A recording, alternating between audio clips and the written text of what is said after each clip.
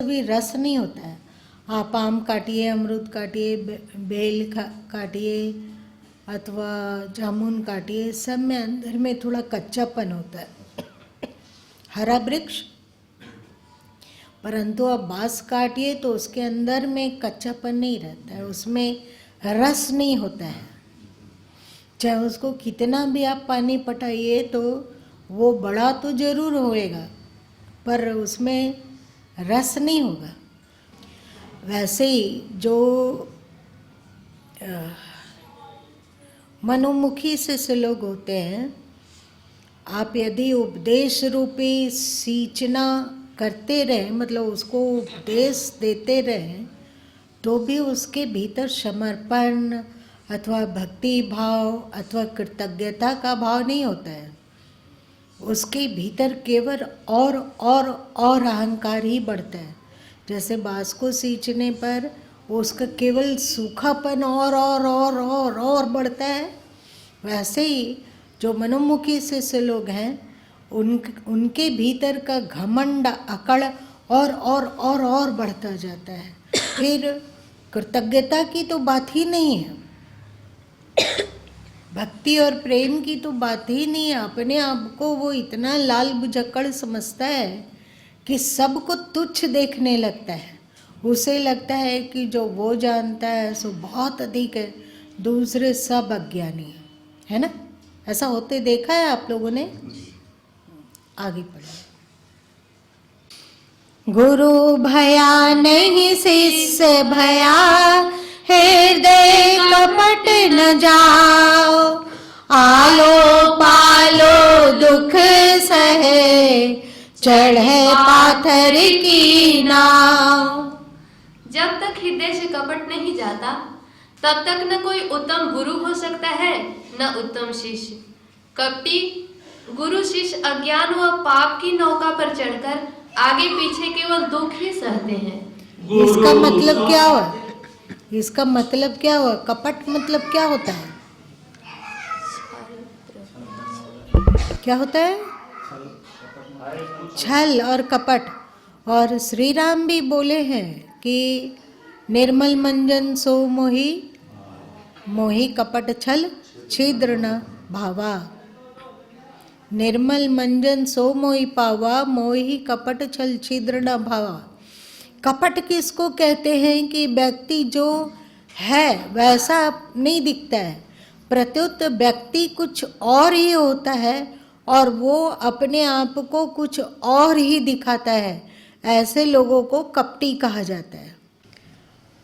यदि व्यक्ति कुछ हो और वो अपने आप को दिखाता कुछ और ही हो तो उसको कपटी कहते हैं। चाहे कपटी गुरु हो चाहे शिष्य हो, दोनों ही पाप समुद्र में डूबेंगे। होना कुछ और अपने को दिखलाना कुछ है। अंदर से संसारी, ऊपर से दिखला रहे हैं हम अपने को सन्यासी।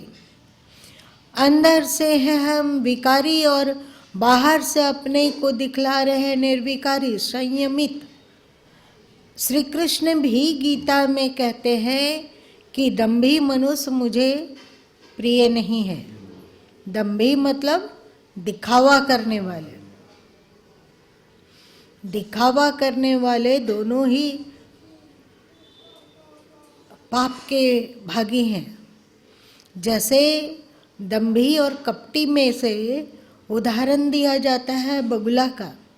बगुला देखने में श्वेत है और नदी के किनारे पर एक टांग पर खड़ा होकर आंख बंद करके बैठा रहता है। दूर से देखने में लगता है कितना सात्विक प्राणी है, और आंखें बंद करके एक टांग पर कितनी गहन तपस्या में डूबा हुआ है दिखता है। पर वस्तुतः उसका ये रूप, ये रंग, एक टांग पर खड़े होना अथवा आंखें बंद करके रहना, ये सब सत्य नहीं है, प्रत्युत कपट का हिस्सा है। वो इस तरह इसलिए खड़ा है जिससे कि मछलियाँ पास से गुजरे तो वो उसे खा सके। अचल इसलिए है कि मछलियों को धोखा हो जाए कि ये तो कोई पत्थर पहाड़ ही है, मतलब धातु का टुकड़ा है, जिंदा नहीं है कुछ, तो उसे कोई डर भी नहीं लगेगा, लगेगा कि ये तो पत्थर ही है, सफ़ेद पत्थर है, निर्जीव है, ये क्या बिगाड़ेगा हमारा। इसलिए निर्जीव की तरह बगुला खड़ा होता है। और जैसे ही मछली गुजरती है वैसे ही अपने लंबी चोंचों से पकड़ता है उसको और खाता है। वैसे ही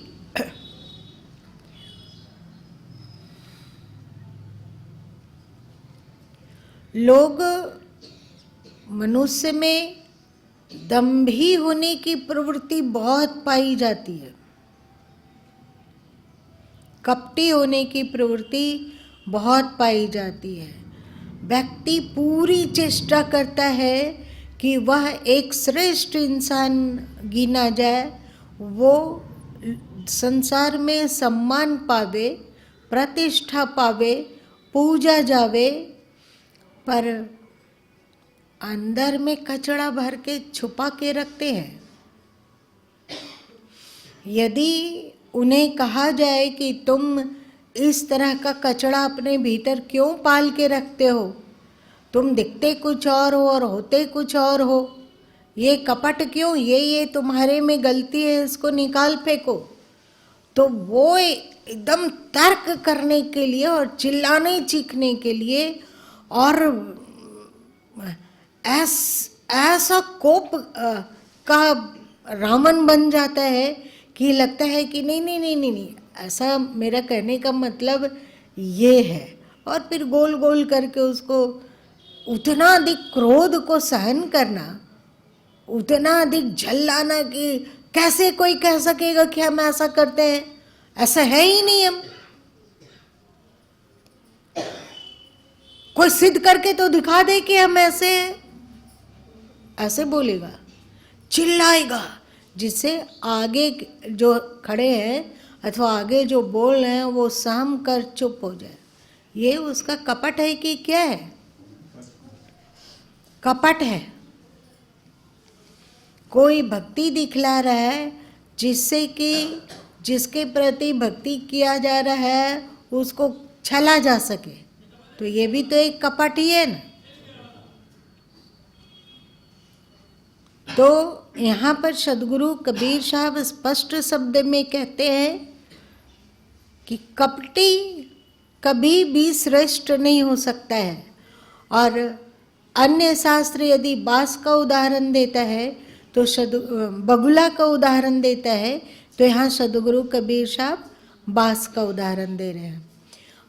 चंदन के आसपास दूसरे वृक्षों तो वे चंदन की खुशबू से भर जाते हैं, पर एक कपटी व्यक्ति किसी श्रेष्ठ सदगुरु के सानिध्य में भी रहे तो उसमें खुशबू वैसे ही नहीं बेधता है, मतलब अध्यात्म वैसे ही नहीं उतरता है जैसे चंदन पेड़ के निकट बांस चाहे सैकड़ों वर्ष रह जाए पर उसमें खुशबू नहीं बेधती है।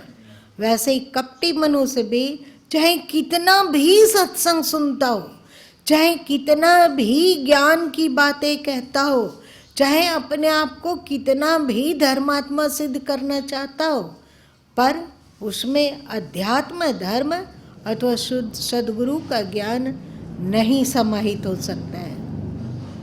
आगे पढ़िए। गुरु सोजले शीश का साधु संत को दे, कहें कबीरा सोज से लागे हरि सोगे। शिष्य से प्राप्त सामग्रियों को गुरु साधु संतों की सेवा में वह जन कल्याणार्थ न्यौछावर कर देते हैं।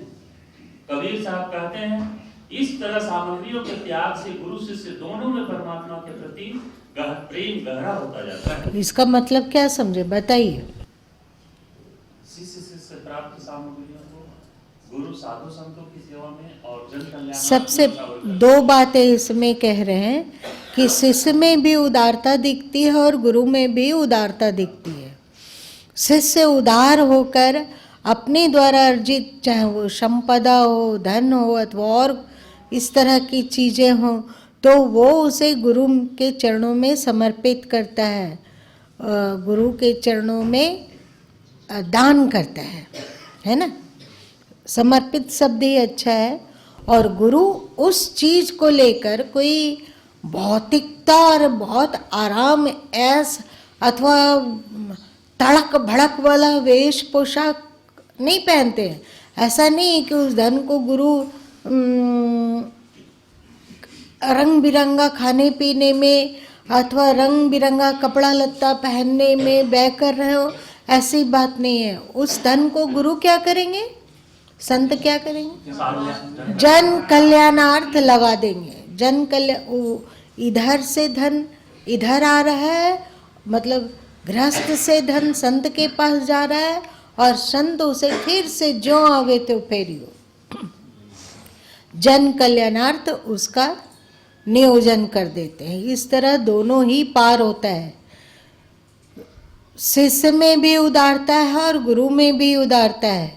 शिष्य में उदारता हो और गुरु में उदारता ना हो तो वे डूब जाएंगे। गुरु में उदारता हो पर शिष्य में उदारता ना हो तो वे भी डूब जाएंगे, दोनों का ही नाश होगा।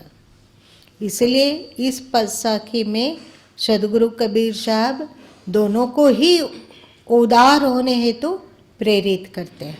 ठीक है।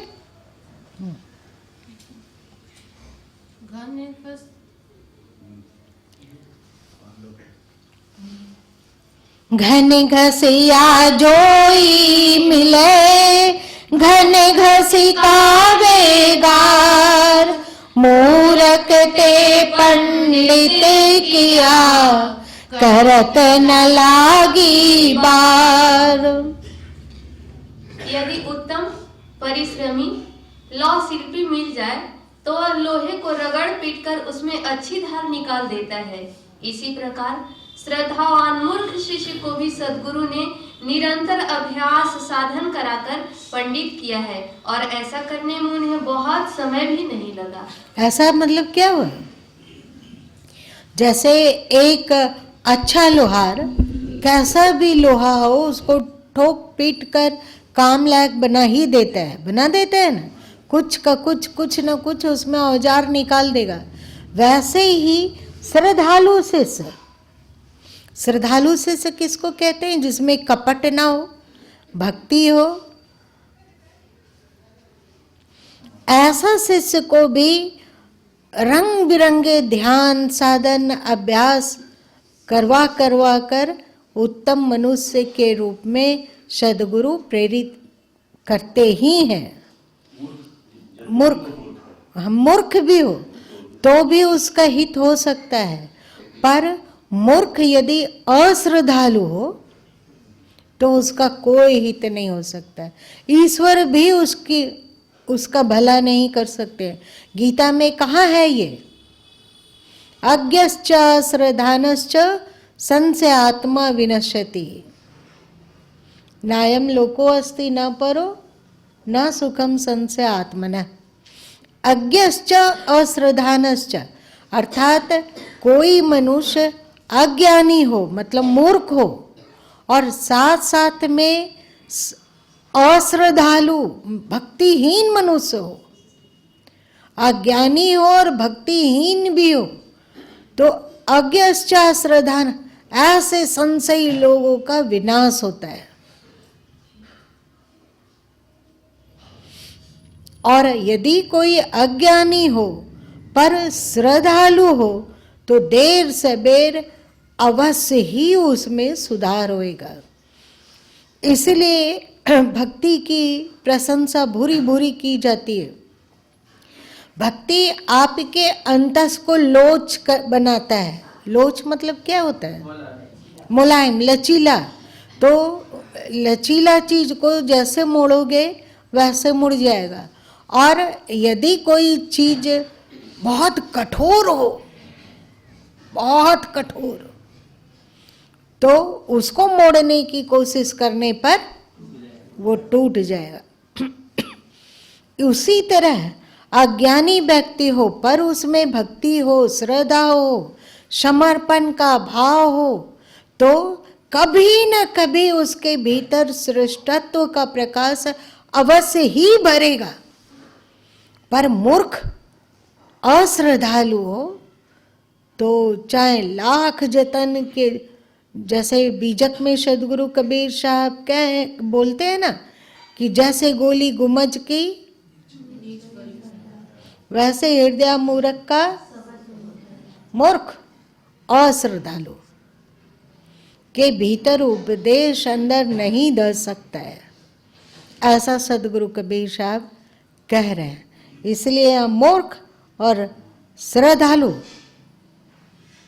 मूर्ख होना कोई दुर्भाग्य नहीं है, अश्रद्धालु भक्तिहीन होना अभागापन का सूचक है, दुर्भाग्य है उसका। ठीक है ना, यही बात गीता में भी कहा गया है ना। चक्षु होए तो देखिए, युक्ति जाने सोए, दो अंधे को नाचनो, कहो काहि पर मोय। यदि गुरु शिष्य में ज्ञान की आंखें हों तो वे सद्धर्म का मार्ग देख सकते हैं और मुक्ति की युक्ति भी जान सकते हैं, परंतु दोनों अविवेकी हों तो कौन किसे सही मार्ग पर लाए। जैसे दो अंधों के नाच में कौन किस पर मोहित हो। इसका मतलब दोनों अगर या अविवेकी हो गए शिष्य गुरु तो उसका बहुत सारे ऐसे व्यक्ति होते हैं जो सबको अच्छा है, हम बहुत अच्छे हैं, अपने भी दोष उनको नहीं दिखता है और अगले में तो दोष दिखता है और बिना दोष हुए भी दिखता है ना।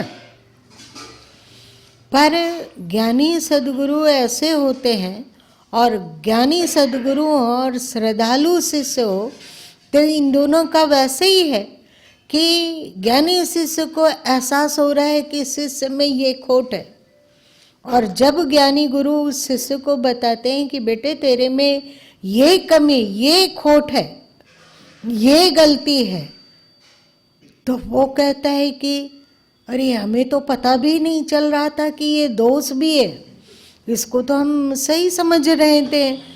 गदगद होता है और उसे लगता है कि नहीं हम अपने आप को सुधारेंगे, अपने आप को संभालेंगे, इस दोष को हटाएंगे। और यदि ज्ञानी गुरु हो और अज्ञानी मूर्ख अश्रद्धालु शिष्य हो, तो यदि गुरु बता भी दें कि बेटे तेरे में ये होता है तो उससे ये गलती हो रही है, ऐसा मत कर, तो वो क्या कहेगा, नहीं हम तो ऐसा करते ही नहीं है, अब क्या कह रहे हैं ऐसा हम सोचते भी नहीं है। अपने आप को सही साबित करने के लिए एड़ी चोटी एक कर देगा, तो ऐसों का उद्धार नहीं हो सकता है। यही यहाँ कहा जा रहा है। पढ़िए।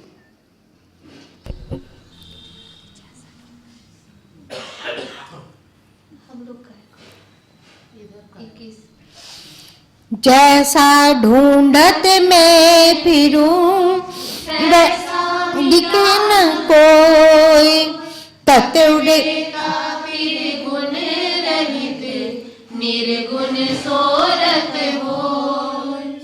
जैसा मैं ढूंढता हुआ फिर रहा हूँ, वैसा तत्ववेता त्रिगुण रहित आत्मज्ञानी निर्गुण निराकार परमात्मा का प्रेमी नहीं मिला। लो, हम लोग सदगुरु के पास भी जाते हैं यदि, तो किस चीज का प्रेमी बन के जाते हैं। हमें मतलब क्या, हमारे शरीर को, है ना, हमारे शरीर को कोई दुख ना हो, हमारे शरीर को कोई रोग ना हो, हमारे घर में सुख संपदा बढ़े। तो सुख संपदा बढ़ेगा तो किसको सुख मिलेगा, शरीर को सुख मिलेगा। हमारे घर में सुख संपदा बढ़े मतलब हमारा शरीर सुखी रहे, हमें हमारा परिवार सुखी रहे। तो हमारा परिवार किस आधार पर है, शरीर के आधार पर है। तो भक्त यदि सदगुरु के शरण में भी जाता है, उसमें भक्ति है, ठीक है कि भक्ति है, पर सदगुरु अथवा ईश्वर की शरण में भी जाकर वो देह के ही सुख की याचना करता है अथवा देह से संबंधित चीजों की ही याचना करता है। बहुत कम ऐसे लोग होते हैं, बहुत कम श्रद्धालु भक्त ऐसे होते हैं जिसमें परमात्मा की पिपासा है, जो अपने आत्म तत्व में स्थिर होने की कला सीखना चाहता है, जो अपनी आत्मा को परमात्मा में कैसे विसर्जित किया जाए इसका ज्ञान चाहता है। कितने लोग होंगे बताओ, कितने लोग होंगे? शायद लाखों में एकाक हैं या नहीं, ये भी कहना कठिन है। यही यहाँ सदगुरु कह रहे हैं कि मैं ऐसे प्रेमी शिष्य को ढूंढता हूँ। हो सकता है कि इस बात को सुनकर बहुत सारे जो जिसका हृदय श्रद्धालु है वो फूल कर कुप्पा हो गया होगा और वो सोचा होगा कि हमारे भीतर तो भक्ति है। तो सदगुरु कबीर साहब कहते हैं भक्ति तो है, पर ईश्वर के प्रति भक्ति नहीं है, गुरु के प्रति भक्ति नहीं है, अपनी कामनाओं के प्रति भक्ति है ना। लेकिन ऐसा कामना युक्त व्यक्ति भी यदि भक्त होता है, श्रद्धालु होता है, यदि उसके भीतर भक्ति है, तो एक न एक दिन ऐसा जरूर आएगा जब उसकी कामना धीरे धीरे धूमिल होती जाएगी, मिटती जाएगी और वो ईश्वर की ओर, सद्गुरु प्रेम की ओर उन्मुख होता जाएगा। इसलिए अश्रद्धालु होने की अपेक्षा कामना युक्त श्रद्धा बहुत अधिक श्रेष्ठ है ना। आप लोग तो गीता में भी सुने, उन्होंने कहा कि मेरे 4 तरह के भक्त हैं। कौन कौन? आर्त अर्थात जिज्ञासु और ज्ञानी। आर्त मतलब किसी दुख का मारा, जो दुख दूर करने के लिए गुरु गोविंद की शरण में आता है। दूसरा अर्थाती है, किसी कामना की पूर्ति के लिए गुरु की शरण में आता है। और एक जिज्ञासु है, जो ईश्वर और अपनी आत्मा को जानने की जिज्ञासा के कारण सद्गुरु की शरण में आता है। और कोई ज्ञानी होता है जो अपने आत्म तत्व को भी जान लिया और ईश्वर को भी जानकर ईश्वर के प्रेम और भक्ति में अभिभूत रहता है। ये दुर्लभ है।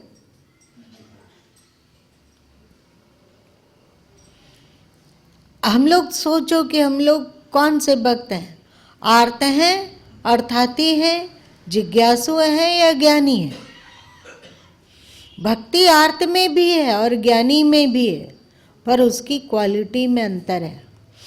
अभी आर्त और अर्थाती भक्ति की पहली सीढ़ी पर है और ज्ञानी शिखर पर है। समझ में आ रही है? दोनों ही भक्ति कर रहे हैं, पर वे भक्ति के शिखर पर पहुंचे हुए हैं और आर्त अर्थाती अभी भक्ति का क ख सीख रहा है। क ख सीखने वाला भी अंततः भक्ति तो स्वीकार किया है ना, इतने ही से उसका धीरे धीरे धीरे धीरे धीरे धीरे कल्याण होता जाएगा। पर जो जिज्ञासु हो और जो ज्ञानी भक्त हो, उसकी तो महिमा अपार है, उसको क्या कहना, वो तो परम पूजनीय है। और जो जिज्ञासु हो गया अथवा ज्ञानी हो गया, वो कभी भी दुख को नहीं पाएगा। क्यों?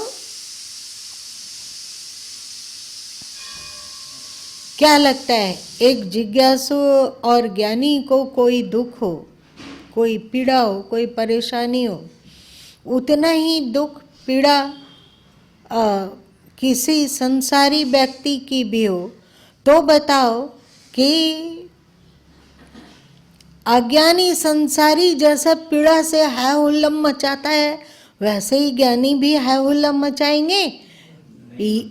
नहीं मचाएंगे। अथवा दूसरी बात, ज्ञानी लोग जितनी भी पीड़ा हो, जैसे शंकर जी जहर को पीकर अपने कंठ में रख लिए, वैसे ही जो ज्ञानी जन है अथवा जो जिज्ञासु है, ऐसे लोग को भी शारीरिक पीड़ा अथवा बाह्य जगत की कोई प्रतिकूलता रहती है तो भी वे उस तरह है हुल्लम नहीं मचाते हैं जिस तरह अज्ञानी लोग मचाते हैं।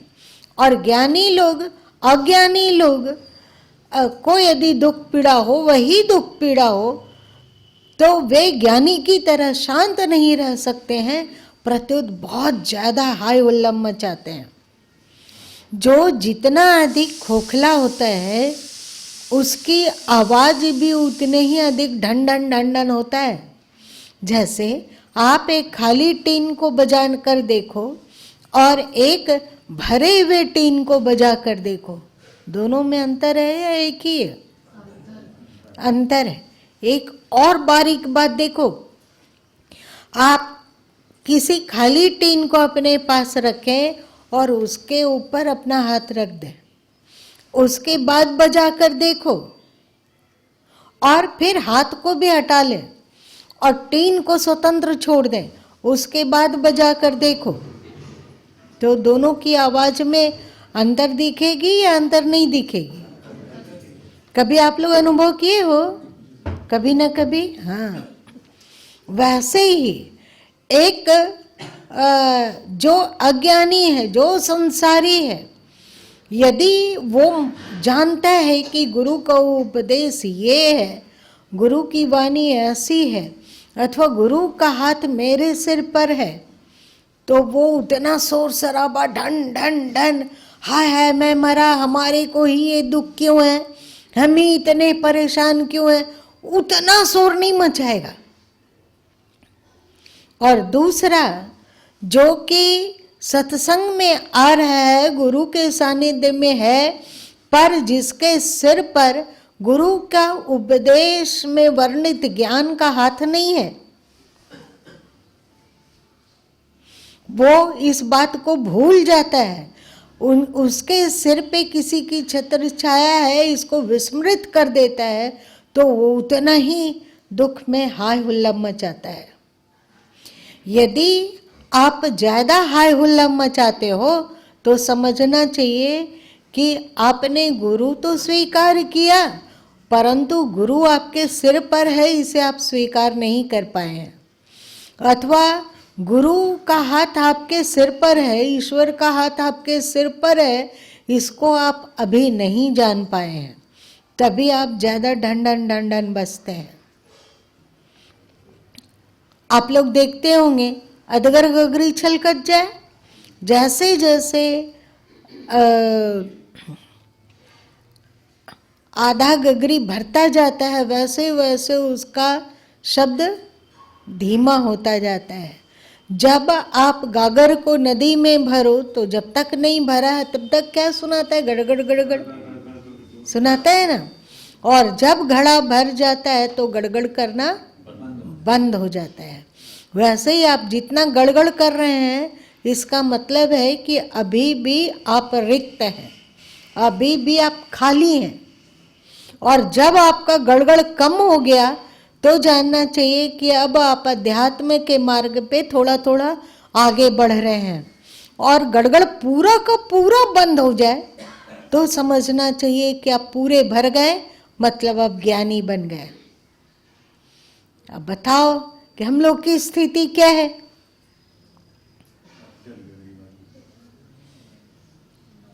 लेकिन अदर गगरी वाला भी हो तो कोई भी चिंता की बात नहीं है। कोशिश करो, पुरुषार्थ करो, परिश्रम करो कि तुम्हारी गगरी भर जाए, है ना, फिर ये गड़गड़ नहीं होगा। आगे पढ़िए। जैसी सेवा शीस करे तस फल प्राप्त होय, जो होए सो लोई कहे कबीर दिलोय। शिष्य गुरु की जैसी सेवा करता है उसी अनुरूप उसे फल प्राप्त होता है। कबीर साहब सार मंथन करके कहते हैं कि जो बोया जाता है वही काटा जाता है। इसका मतलब क्या हुआ? सेवा के अनुसार ही फल की प्राप्ति होती है। ऐसा काम सेवा जितनी मात्रा में की जाएगी फल उतनी ही मात्रा में होगा। जितनी आपकी भक्ति होगी, जितनी सेवा होगी, सरकार प्रभु हमेशा कहा करते थे, जैसी तेरी पापड़ को दो तैसी हींग हमारी है। वे इस कहावत को कहा करते थे। एक व्यक्ति हींग लेने बाजार गया तो दुकानदार पूछा कि कितने की हींग दे दूं? तो जो खरीदार था वो बोला ठहरिए, और अपना हाथ ऐसे से रगड़ा। गर्मी का दिन था तो दो चार गंदा नहीं, मैल का बाती बन के हो गया, और बोला कि इतना आप ले लो धन और इतने का हमें हींग दे दो। तो जो दुकानदार था एक पुड़िया लपेट के दे दिया। तो उसको पुड़िया को खोला तो देखता है कि उसमें हींग है ही नहीं, खाली पुड़िया बांधी हुई है। तो ग्राहक बोला कि भाई तुमने तो हींग दी नहीं। तो दुकानदार बोला, जैसी तेरी पापड़ को दो तैसी हींग हमारी है। जैसा तुमने अपना मूल्य चुकाया वैसे ही हींग हमने दिया। वैसे ही जैसी आपकी भक्ति और सेवा बहुत कीमती है। अध्यात्म का बाधक मतलब हम अपनी आत्मा को नहीं जान पाते हैं अथवा हम ईश्वर को नहीं समझ पाते हैं। इसका बहुत बड़ा कारण होता है मल। 3 अवरोध है जिसके कारण हम ईश्वर को नहीं समझ पाते हैं, अपनी आत्मा की पहचान नहीं कर पाते हैं। उसमें पहला बहुत बड़ा बाधक है मल। मल मतलब होता है पुराने जन्मों से बटोरा हुआ कुसंस्कार। चाहते हैं कि हम शांत रहें पर फिर भी शांत रह नहीं पाते। चाहते हैं कि क्रोध ना हो फिर भी क्रोध हो ही जाता है। चाहते हैं कि किसी को कटु ना बोलें लेकिन फिर भी कटु बुला ही जाता है। चाहते हैं कि चिंता ना करें लेकिन जब चिंता दिमाग पर सवार होता है तो किसी भी तरह से चिंता छोड़ नहीं पाते हैं। ये क्या है? ये मल है, मतलब पुराना कुसंस्कार जो इस जीवन में झलक रहा है। अब आप सेवा को अपनाइए। सबसे बड़ी बात है सेवा। आप सेवा को अपनाइए। कुछ ऐसे कार्य कीजिए जिसमें आपका किंचित भी स्वार्थ ना हो। आप किंचित भी उसमें अपना स्वार्थ ना रखें। जैसे आप आए और सद्गुरु की सेवा किए। सेवा के द्वारा आप कोई वेतन नहीं चाह रहे हैं, आप कुछ नहीं चाह रहे हैं, लेकिन मान सम्मान तो चाह ही रहे हैं। लगता है कि सद्गुरु हमें हमारी प्रशंसा करे कि वाह, सुबह से लेकर शाम तक ये बच्चा लगा हुआ है। कुछ तो आप उसका मूल्य चाह रहे हैं ना। ये मूल्य भी मत चाहिए। पूर्ण निष्काम सेवा, उसमें आपका किंचित भी स्वार्थ ना हो, ऐसी सेवा कीजिए। और संसार में अपने पड़ोसी के प्रति अथवा अन्य किसी के प्रति आप सेवा कर रहे हैं, ये भी कीमती है। निस्वार्थ सेवा यदि किसी इंसान की कर रहे हैं अथवा किसी गाय इत्यादि जैसे पशु की कर रहे हैं, ये भी सेवा है। परंतु इन सब सेवाओं से लाखों गुना बड़ी सेवा है एक जीवित सद्गुरु की सेवा करना। अथवा यदि धरती को छोड़ चुके हों सद्गुरु, तो उनके मंतव्य और उनके ज्ञान के अनुसार अपने जीवन को बना रहे हैं और उनकी खुशियों के अनुरूप कार्य कर रहे हैं, तो ये भी सेवा है। सदगुरु की सेवा मतलब एक ज्ञानी गुरु की सेवा आप संसारी लोगों की सेवा की तुलना में अगणित, शतगुणित, सहस्त्र गुणित अधिक पावरफुल पाएंगे। इसीलिए पहले के समय में संतों के आश्रम में शिष्य लोग रहते थे और वहाँ की सेवा किया करते थे। मेहमान नहीं बनते थे, कुछ ना कुछ वे सेवा ढूंढते थे कि कहाँ कोई सेवा दिख जाए और उसे करें। आप जानते हैं ना, राजा दिलीप जो भगवान श्री राम के पूर्वज थे, वे जब गुरु के आश्रम में निवास कर रहे थे तो वे गुरु की गायों को चराने का सेवा लिया था। याद आई? राजा दिलीप, गुरु की गायों को चराना, ये देखने में लगता है कि गुरु की डायरेक्ट सेवा नहीं है, और गुरु की डायरेक्ट सेवा भी बहुत मुश्किल से किसी किसी को मिलता है। पर गुरु की सेवा, गुरु से जुड़े हुए बातों अथवा चीज़ों की में अपने आप को नियोजित करना और सेवा में लगना, ये बहुत पावरफुल है। इससे पुराना कुसंस्कार, पुराना मैल, पुराना पाप कटता है। सेवा करोगे तो आपका पाप कटेगा। अच्छा ये बताओ कि पाप का फल क्या होता है? दुख होता है ना। पाप का फल दुख है, और उस दुख अथवा कष्ट को तुम गुरु की सेवा में भोग लेते हो। हुआ कि अभी जैसे गुरु माँ जब रहा करते थे, कभी कभी जाते थे बाढ़, तो क्योंकि सरकार प्रभु करीब पौने दो में उठते थे, और गुरु माँ क्योंकि रामचरितमानस को बचपन में पढ़े थे, उसमें पढ़े थे कि राम और लक्ष्मण जब किसके पास गए?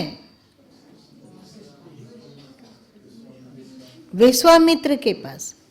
तो गुरु विश्वामित्र के यज्ञ की रक्षा करने के लिए विश्वामित्र के आश्रम में पहुँचे, तो उसमें लिखा हुआ था कि राम और लक्ष्मण गुरु के शयन करने के उपरांत शयन करते थे, और गुरु के जागने से पहले जाग जाते थे और सेवा करते थे, और गुरु जिस रास्ते पे चलेंगे उस रास्ते की साफ सफाई करते थे। तो गुरु माँ के दिल दिमाग में ये बैठा हुआ था कि राम लक्ष्मण अपने गुरु की ऐसे सेवा करते थे। तो गुरु माँ में भी जुनून जागता था कि यदि सरकार प्रभु 1:30 बजे उठते हो तो हमें तो कम से कम 1 बजे उठना होगा ना, तभी ना जिस रास्ते से वे स्नान घर जाएंगे, स्नान करने के लिए नित्य क्रिया से निवृत्त होने हेतु उतना तो कम से कम साफ आधा घंटा तो लगेगा ना। ये सोचा करते थे और देखते रहते थे कि कब सरकार प्रभु शयन में जाएंगे, तब हमें शयन में जाना होगा अथवा सोना होगा, इसका ध्यान रखते थे। और गुरु की अनुकूलता कैसे हो इसका ध्यान रखते थे। ये सब क्या है? ये सब सेवा है ना, सेवा है। तो सेवा के द्वारा कष्ट भोगा जाता है। मतलब उठने की आदत नहीं है 1:30 बजे। आसान है क्या 1:30 बजे उठना? घर में जब रहा करते थे तो प्रश्न ही नहीं उठता था कि 1:30 बजे भी उठना है, पर वहाँ 1:30 बजे उठ रहे हैं, आंखें झमियाते जाती है, उठते हैं, खड़े होते हैं तो लगता है आंखें जबरदस्ती मूंदी जा रही हो नींद के कारण, लेकिन जबरन उसको उठा रहे हो, जगा रहे हो और सेवा में दक्षित हो रहे हो, तो इसमें कष्ट तो होता है ना। हो रहा है ना। तो आप अपने पाप के कष्ट को इस तरह भोग लिए स्वेच्छा से, तो अब जो आपका पुराना पाप है वो आपको दुख नहीं दे पाएगा, कट गया, वो तो समाप्त हो गया। इसीलिए कहा गया है कि पुराने कुसंस्कारों से आप छूटना चाहते हो, पुराने पापों से आप मुक्त होना चाहते हो, तो सेवा अमृत है। इसी को सदगुरु कबीर साहब कहते हैं, सेवा से सिद्धि पाइए, सेवा से तू सिद्धि को प्राप्त कर लो। सेवा के द्वारा तेरे मन का मैल दूर होता जाएगा, कुसंस्कार दूर होता जाएगा और बाधक पाप दूर हो जाएगा। तो आप अपने आत्म तत्व को भी जान सकोगे और परमात्मा को पहचान कर उसकी भक्ति भी कर सकोगे। इसीलिए जब श्री कृष्ण गीता में अर्जुन को बोले कि तू गुरु की शरण में जा, तो वहाँ बोले तद विद्धि प्रणिपातेन परिप्रश्नेन सेवया, विधि पूर्वक तुम जाओ। तद विधि पूर्वक जाओ, पहले प्रणिपातेन नमस्कार करो और परिप्रश्नेन जिज्ञासा करो। पर जिज्ञासा कर भी दिए तो और वे उत्तर दे भी दिए तो वो आपके भीतर धंसने वाला नहीं है।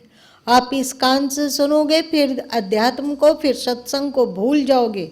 तो तीसरी बात सबसे कीमती जोड़े सेवाया, उनकी सेवा करो।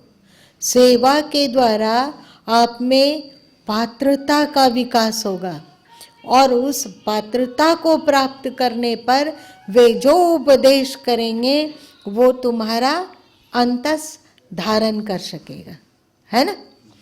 इसी को कहे, फिर से पढ़िए इस अर्थ को। जैसी सेवा शीस करे तस फल प्राप्त होय, जो बोले सो लोही कहे कबीर दिलोय। पढ़िए अर्थ। शिष्य गुरु की जैसी सेवा करता है उसी अनुरूप उसे फल प्राप्त होता है। कबीर साहब सार मंथन करके कहते हैं कि जो बोया जाता है वही काटा जाता है। आप अपनी सेवा भी गुरु को नहीं दे पाते हो तो गुरु अपनी तपस्या आपको कैसे दे पाएंगे? इसका मतलब क्या हुआ?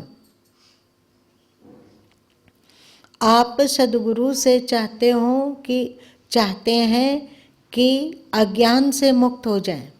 आप सदगुरु से चाहते हैं कि आप दुखों से मुक्त हो जाएं। आप सदगुरु से चाहते हैं कि आप हमेशा सुखी और समृद्ध रहें, पर इसके अनुरूप आपका भाग्य नहीं है। यदि भाग्य में आपका होता तो आप परिश्रम करते तो पा लेते ना, है ना। तो परिश्रम करने से वो प्राप्त हो जाता, पर आप परिश्रम करते हुए भी वांछित फल को नहीं प्राप्त कर रहे हैं, मतलब आपके भाग्य में वो नहीं है। आप सदगुरु की शरण में आते हैं, उन्हें शीश झुका रहे हैं, उनके आगे अपने सिर को नवा रहे हैं, पर आप अपनी सेवा भी उन्हें समर्पित नहीं कर पा रहे हैं, तो वे अपनी तपस्या क्यों आपको देंगे? गुरु कृपा करके अपनी तपस्या का एक छोटा सा हिस्सा किसी को दे दें तो फिर उसका दुख दूर हो सकता है, पर वे सबको नहीं दे सकते हैं। क्यों देंगे वे? आप यदि अपना श्रम को नियोजित करते हैं सदगुरु में, तो सदगुरु अपने तप को नियोजित करेंगे आप में। ये इस तरह का लेन देन चलता है। आप भक्ति करते हैं, सेवा करते हैं, आज्ञा पालन करते हैं, उनके अनुरूप अपने आप को ढालने का पुरुषार्थ करते हैं और सेवा बुद्धि के द्वारा सजगता पूर्वक कुछ न कुछ को ढूंढ लेते हैं।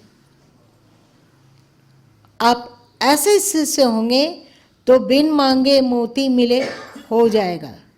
तो फिर आपको प्रार्थना करने की आवश्यकता नहीं होगी, आपको अपने दुखों को सुनाने की आवश्यकता नहीं होगी, आपको अपनी कामनाओं को रखने की आवश्यकता नहीं होगी। वो बिना मांगे ही सब कुछ पूरा होगा। ये सब संभव है भक्ति पूर्वक सेवा के द्वारा। एक माली आकर सदगुरु के बगीचे की सेवा कर जाता है मान लो, और एक स्वीपर आकर यहाँ की साफ सफाई कर जाता होगा, पर उसमें क्या है, उसमें उसकी भक्ति नहीं जुड़ी हुई है, नहीं ना जुड़ी हुई है।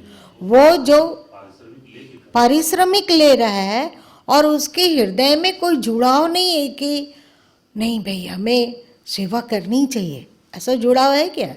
ऐसा जुड़ाव नहीं है। और एक शिष्य जब सेवा करता है उसी आश्रम की, वही गुरु के निवास स्थान की, तो उसके अंतस में भक्ति होती है अथवा भक्ति होनी चाहिए। एक लगाव होता है, एक अपनापन होता है और कर्तव्य बुद्धि होती है कि हमें ये करना है, और बहुत ही भाव विभोर होकर सेवा में दच्चित होता है। इसलिए उनको तो फल नहीं मिलता है सेवा का, इन शिष्यों को सेवा का फल अवश्य मिलता है ना। आप यदि सेवा में अपने देह को चुराते हो तो सद्गुरु भी आप पर कृपा बरसाने में कोतराही करेंगे, है ना। जैसा बोया जाता है वैसा काटा जाता है। आज इतना ही रहने दो। कोई बताएगा कि आज क्या उन्होंने सुना?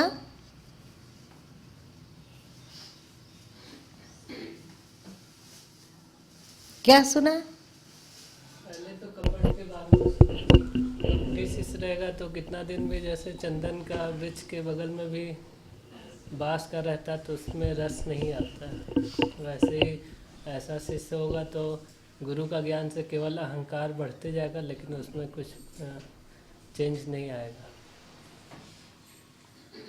बोलते जाओ, सुन रहे हैं। अन्य कोई बोलो। सेवा के द्वारा मल जो है न, जितने भी पुराने संस्कार हैं पिछले जन्म का, सेवा के द्वारा ही उस मल को जो है काटा जा सकता है। सेवा सबसे बड़ा चीज़ है, तो निस्वार्थ सेवा होनी चाहिए, उसमें कोई स्वार्थ कहीं भी गति नहीं होना चाहिए। लेकिन गुरुदेव जी एक प्रश्न होता है कि अगर गुरु की सेवा करें तो निस्वार्थ कहाँ हो रहा है? गुरु से इतना उपदेश तो ले रहे हैं नहीं, तो ये भी तो एक स्वार्थ नहीं हुआ। कि मन में विचार आ रहा था। हाँ चलिए, इतना तक चलेगा, आगे बोलो। और बोले कि सदगुरु कबीर साहब बोले कि ऐसा कोई नहीं मिला जो निर्गुण निराकार परमात्मा की खोज करता। अभी भी श्रद्धालु होना तो मुश्किल है। बहुत लोग का मन में आया कि हम लोग श्रद्धालु हैं, लेकिन फिर गुरु में स्पष्ट की कि अभी जो हम लोग का श्रद्धा है वो कामनाओं की पूर्ति के लिए। 4 तरह का भक्त के बारे में बताया, 8 अर्थार्थी, जिज्ञासु और ज्ञानी। तो क ख 8 और अर्थार्थी है और मंजिल है ज्ञानी, शिखर पर है।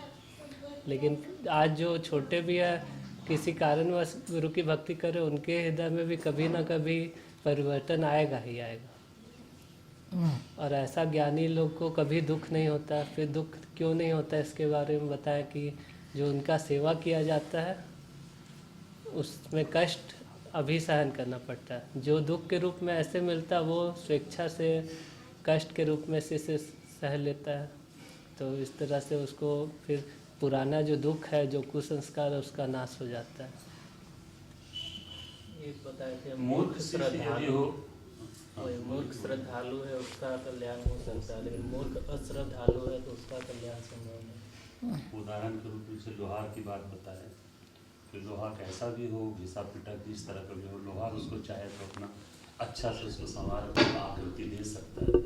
तो गुरु की श्रद्धा, गुरु के प्रति यदि श्रद्धा और मूर्ख हो गई तो भी उसका उद्धार हो सकता है, उसका कल्याण हो सकता है।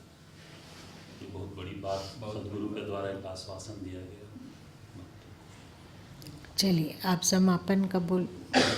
जय गुरुदेव जय गोविंद, जय गोविंद जय जय गुरुदेव, जय गुरुदेव जय जय गोविंद, जय गोविंद जय जय गुरुदेव, जय गुरुदेव जय जय गोविंद, जय गोविंद जय जय गुरुदेव, जय गुरुदेव जय जय गोविंद, जय गोविंद जय जय गुरुदेव।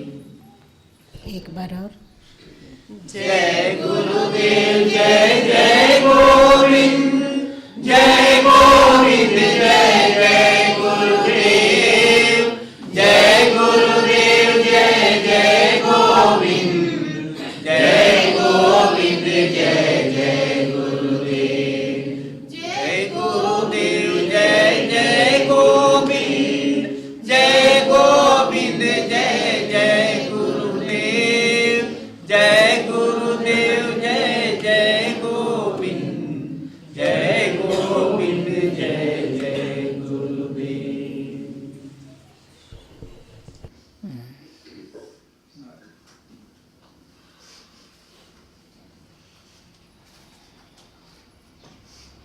किसी शास्त्र में डूबा जाए, सब बड़े विलक्षण हैं, है ना।